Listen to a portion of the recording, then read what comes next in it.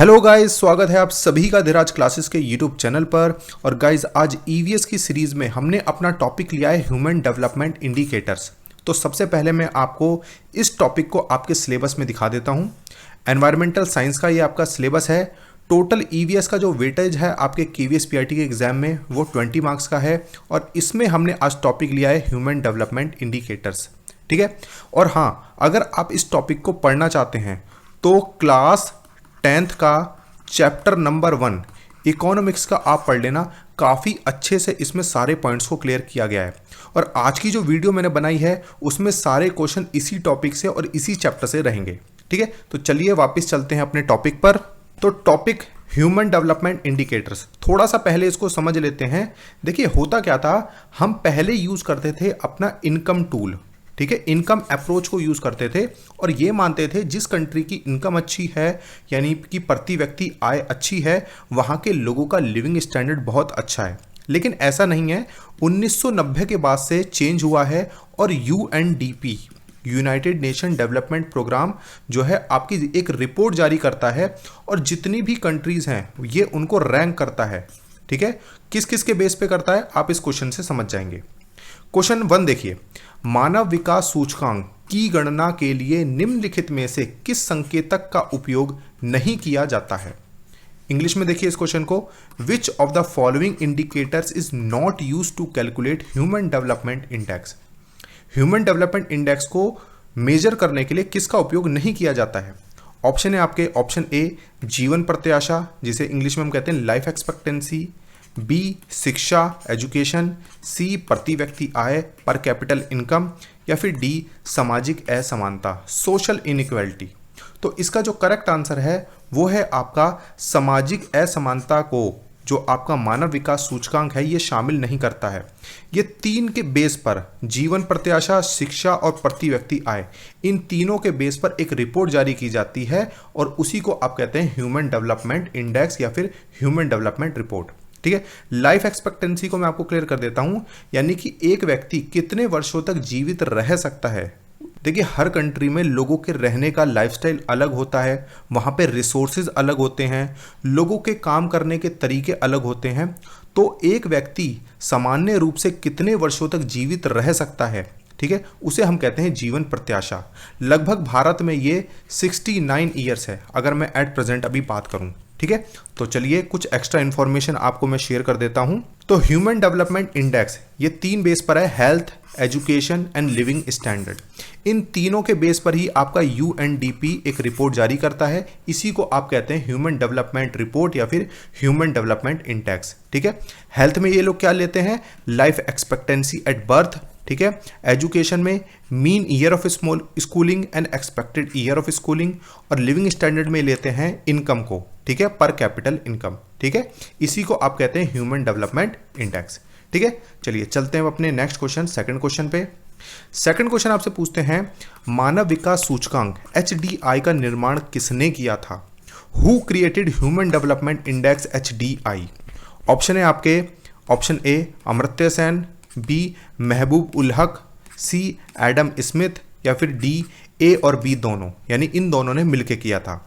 तो देखिए इसका जो करेक्ट आंसर है वो है आपका पाकिस्तान के महबूब उल हक, ठीक है।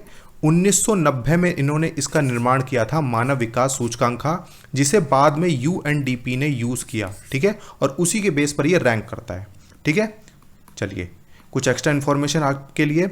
पाकिस्तान के जो इकोनॉमिस्ट हैं महबूब उल हक, आप उनका फोटो भी देख सकते हैं, created HDI in 1990 which was further used to measure the country's development by the United Nation Development Program, ठीक है।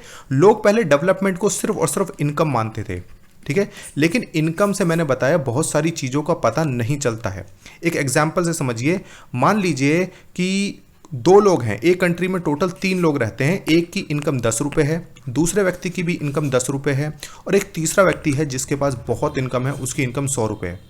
अब अगर आप इन तीनों की, इस कंट्री की प्रति व्यक्ति आय निकालें तो 100, ठीक है, 120 हो गया, इसको 3 से डिवाइड करेंगे तो ये आ गई आपकी 40 रुपीज़। तो 40 रुपये प्रति व्यक्ति आई। तो क्या 40 रुपये सबकी आय है? नहीं, ऐसा नहीं है, ठीक है। तो इसीलिए एक टूल तैयार किया गया जिसे आप कहते हैं HDI, ठीक है। चलिए चलते हैं अपने नेक्स्ट क्वेश्चन, थर्ड क्वेश्चन पे। थर्ड क्वेश्चन आपसे पूछते हैं, मानव विकास रिपोर्ट किसके द्वारा जारी की जाती है? Who release the human development report? Option A विश्व बैंक, ऑप्शन बी विश्व आर्थिक मंच जिसे आप कहते हैं world economic forum, C UNDP United Nation development program, या फिर डी यूएनसीटीएडी। ठीक है, किसके द्वारा? तो अभी मैंने आपको बताया यूएनडीपी इसको जारी करता है। और हाँ, अगर क्वेश्चन में पूछ ले यूएनडीपी का हेडक्वार्टर कहाँ पे है, तो वो है आपका न्यूयॉर्क में। ठीक है, दोबारा सुन लीजिए, यूएनडीपी का हेडक्वार्टर कहाँ है? न्यूयॉर्क में। और इसकी जो स्थापना की थी वो यूनाइटेड नेशन में की थी। एक अलग फंड तैयार किया गया था इसके लिए 1965 में।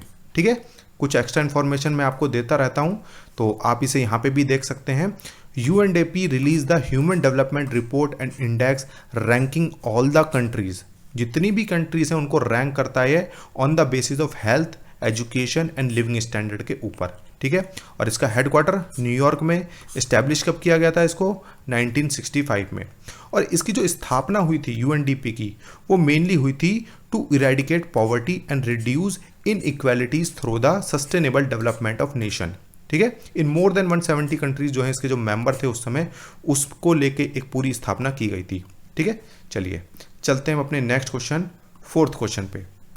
जितने भी क्वेश्चन हैं आपके, ये काफ़ी इंपॉर्टेंट क्वेश्चन हैं, इसी चैप्टर से रिलेटेड हैं जैसा मैंने आपको बताया।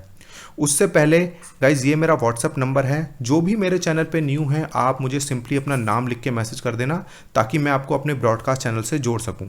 और हाँ, आपको अगर मेरा सेशन अच्छा लगता है तो प्लीज़ लाइक कीजिए और कमेंट करके तो ज़रूर बताया करो, क्योंकि जो बहुत सारे बच्चे चैनल पे आते हैं वो पहले वीडियोज़ में कमेंट भी देखते हैं कि कैसे कमेंट्स हैं, तो कमेंट करके बता दिया करो। ठीक है, चलिए फोर्थ क्वेश्चन है आपका, देश की कुल आय को उसकी कुल जनसंख्या से भाग देने पर डैश कहा जाता है?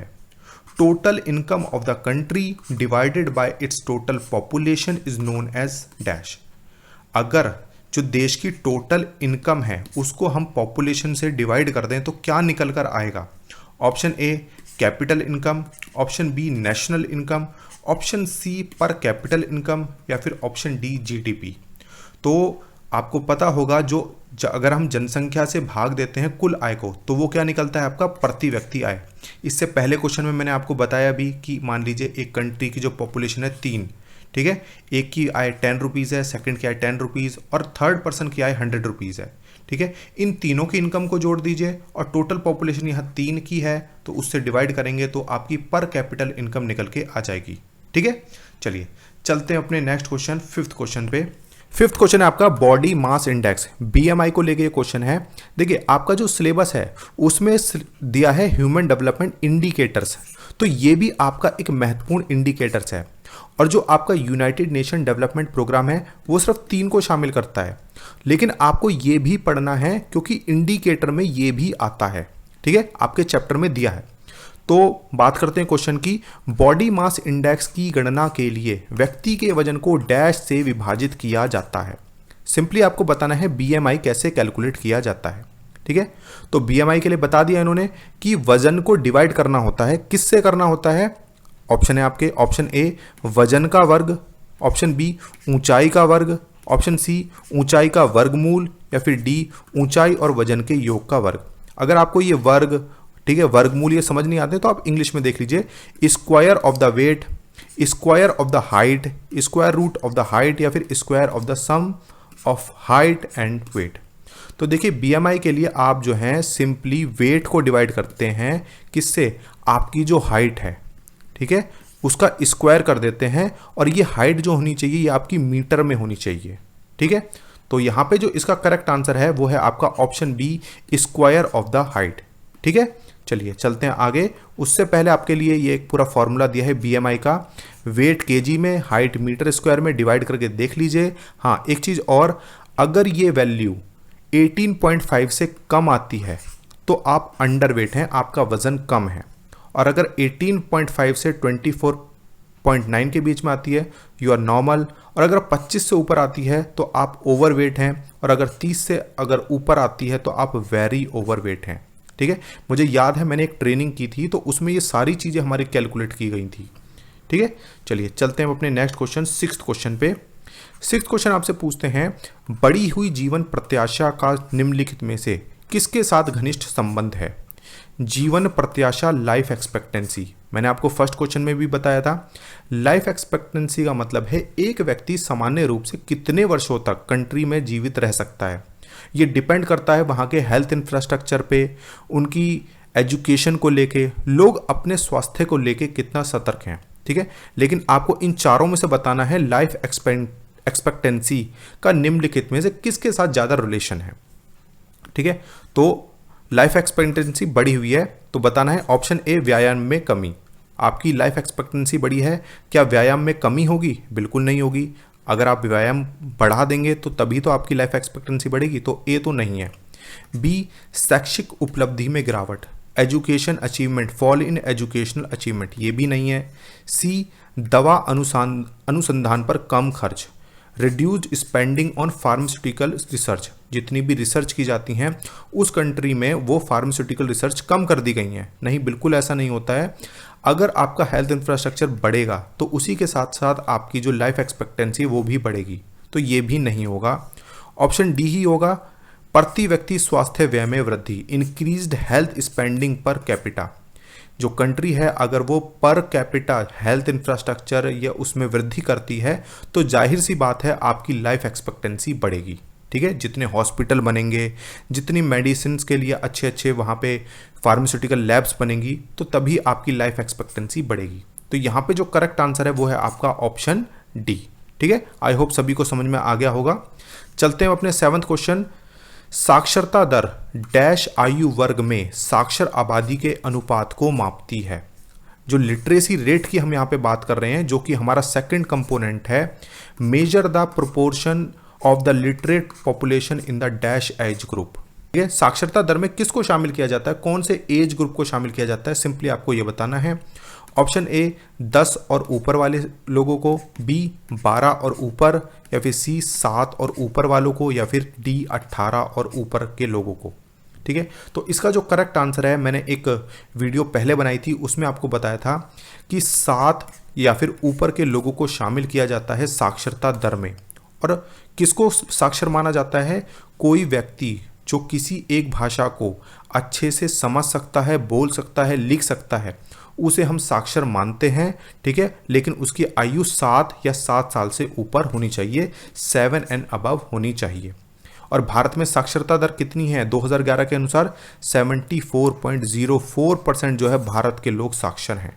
ठीक है, चलिए चलते हैं अपने नेक्स्ट क्वेश्चन, 8th क्वेश्चन पे। 8th क्वेश्चन आपसे पूछते हैं, शिशु मृत्यु दर या IMR। देखिए, शिशु मृत्यु दर भी आपका एक HDI है, ह्यूमन डेवलपमेंट इंडिकेटर्स है। आपके जो सिलेबस में दिया है वो सिर्फ HDI है। ठीक है, और अगर हम बात करें हम UNDP की तो उसमें सिर्फ 3 पैरामीटर्स को यूज करते हैं, लेकिन सिलेबस के अकॉर्डिंग आपका शिशु मृत्यु दर भी HDI में आता है, डेवलपमेंट में आता है। ठीक है, तो इसे भी आपको ध्यान से पढ़ना है। तो क्वेश्चन को देखते हैं अब। शिशु मृत्यु दर या IMR उस विशेष वर्ष में पैदा हुए 1000 जीवित बच्चों के अनुपात के रूप में डैश की आयु से पहले मरने वाले बच्चों की संख्या को इंगित करता है। इन्फेंट मोर्टलिटी रेट क्या होता है? वैसे क्वेश्चन में आपसे पूछा गया है इन्फेंट मोर्टलिटी रेट में किस एज ग्रुप के बच्चों को शामिल किया जाता है। ठीक है, तो देखिए इसमें शामिल किया जाता है 1 वर्ष के बच्चों को। ठीक है, अगर 1 वर्ष से पहले जिन बच्चों की मौत हो जाती है उसे शिशु मृत्यु दर में शामिल किया जाता है प्रति 1000 बच्चों पर। ठीक है, चलिए चलते हैं अपने आगे नेक्स्ट क्वेश्चन पे। उससे पहले इसकी एक डेफिनेशन देख लीजिए। शिशु मृत्यु दर 1 वर्ष से कम उम्र के बच्चों के प्रति 1000 जीवित जन्मों पर होने वाली मौतों की संख्या। ठीक है, यानी कि प्रति 1000 बच्चों पर मरने वाले बच्चों की संख्या जिनकी आयु 1 वर्ष है, उन्हें हम शिशु मृत्यु दर में शामिल करते हैं। आपसे पूछा जा सकता है तो सिर्फ और सिर्फ एज पूछ सकते हैं कि किस एज ग्रुप को शिशु मृत्यु दर में शामिल किया जाता है। ठीक है, चलिए चलते हैं अपने नेक्स्ट क्वेश्चन, 9th क्वेश्चन पे। ये भी आपका BMI से लेके है। BMI डैश है तो वयस्क व्यक्ति को अधिक वजन वाला माना जाएगा। अभी मैंने आपको बताया कि BMI का जो प्रॉपर स्टैंडर्ड है वो क्या है। अधिक वजन वाला किसे माना जाएगा? A 18 से अधिक, B 30 से अधिक, C 45 से अधिक, या फिर D 25 से अधिक। ठीक है, आपसे पूछा गया है ओवरवेट, तो ओवरवेट माना जाता है जिसका भी BMI 25 से ज़्यादा है, उसको हम मानते हैं ओवरवेट। ठीक है, चलिए चलते हैं अपने नेक्स्ट क्वेश्चन 10th क्वेश्चन पे। 10th क्वेश्चन आपसे पूछते हैं शुद्ध उपस्थिति अनुपात नेट अटेंडेंस रेशो। गाइस ये काफी इंपॉर्टेंट क्वेश्चन है, ध्यान से इसको समझना। डैश आयु वर्ग के बच्चों की कुल संख्या है जो समान आयु वर्ग के बच्चों की कुल संख्या के प्रतिशत के रूप में स्कूल जाते हैं। सिंपली सी अगर मैं बात करूं, आपको नेट अटेंडेंस रेशो के एज ग्रुप के बारे में बताना है, किस एज ग्रुप को नेट अटेंडेंस रेशो में शामिल किया जाता है। ऑप्शन है आपके 14 से 18 वर्ष, बी 6 से 10 साल, सी 6 से 14 साल, या फिर डी 5 से 15 साल।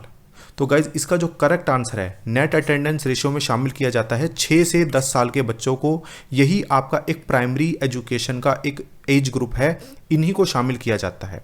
ठीक है गाइज, ये थे आपके टोटल आज के 10 क्वेश्चन। आई होप सभी को अच्छे से समझ में आए होंगे। और प्लीज़ अगर आपको वीडियो अच्छा लगा है तो लाइक कीजिए, शेयर कीजिए, सब्सक्राइब कीजिए जो भी हमारे चैनल पे न्यू है। Thank you so much guys.